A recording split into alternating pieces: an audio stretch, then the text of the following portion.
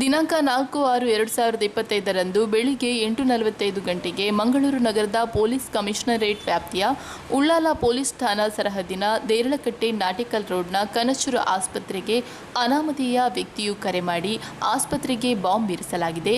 11 ಗಂಟೆಯೊಳಗಾಗಿ ಆಸ್ಪತ್ರೆಯನ್ನು ಖಾಲಿ ಮಾಡಬೇಕೆಂದು 5 ಬಾರಿ ಕರೆ ಮಾಡಿ ಬೆದರಿಕೆ ಹಾಕಿರುತ್ತಾರೆ.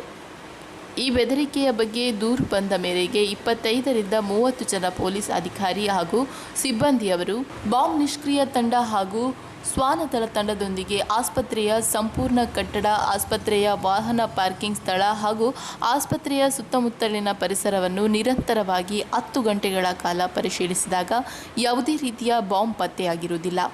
ಬಾಂಬ್ ಬೆದರಿಕೆ ಕರೆ ಹಿನ್ನೆಲೆಯಲ್ಲಿ ಆಸ್ಪತ್ರೆಯ ವೈದ್ಯರು, ಸಿಬ್ಬಂದಿಯವರು ಹಾಗೂ ರೋಗಿಗಳು ಬೆದರಿಕೆಯ ಬಗ್ಗೆ ತುಂಬ ಆತಂಕಕ್ಕೆ ಒಳಗಾಗಿ ಭಯಭೀತರಾಗಿದ್ದರು.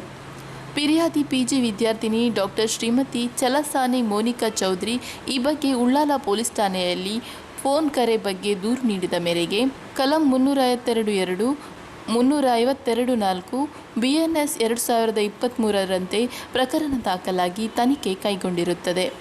ಆರೋಪಿಯ ಪತ್ತೆಗೆ ವಿಶೇಷ ತಂಡವನ್ನು ರಚಿಸಲಾಗಿದ್ದು, ಸದರಿ ತಂಡದವರು ಆರೋಪಿ ಪತ್ತೆಗೆ ತಾಂತ್ರಿಕ ವಿಶ್ಲೇಷಣೆಗೆ ಒಳಪಡಿಸಿದಾಗ ತನಿಖೆಯಿಂದ ಪಿರಿಯಾದಿಯವರೇ ಆರೋಪಿಯಾಗಿದ್ದು, ಅವರೇ ಸದರಿ ವೈದ್ಯಕೀಯ ಕಾಲೇಜಿನಲ್ಲಿ ಸ್ನಾತಕೋತ್ತರ ಪದವಿ ವ್ಯಾಸಂಗ ಮಾಡುತ್ತಿದ್ದು, ಸದರಿ ದಿನಾಂಕದಂದು ಸೆಮಿನಾರ್ ನೀಡಬೇಕಾಗಿರುವುದರಿಂದ ಸೆಮಿನಾರ್ ತಪ್ಪಿಸುವ ಉದ್ದೇಶದಿಂದ ಪಿರಿಯಾದಿಯೇ ಎಸಗಿರುವುದು ತನಿಖೆಯಿಂದ ತಿಳಿದುಬಂದಿದೆ.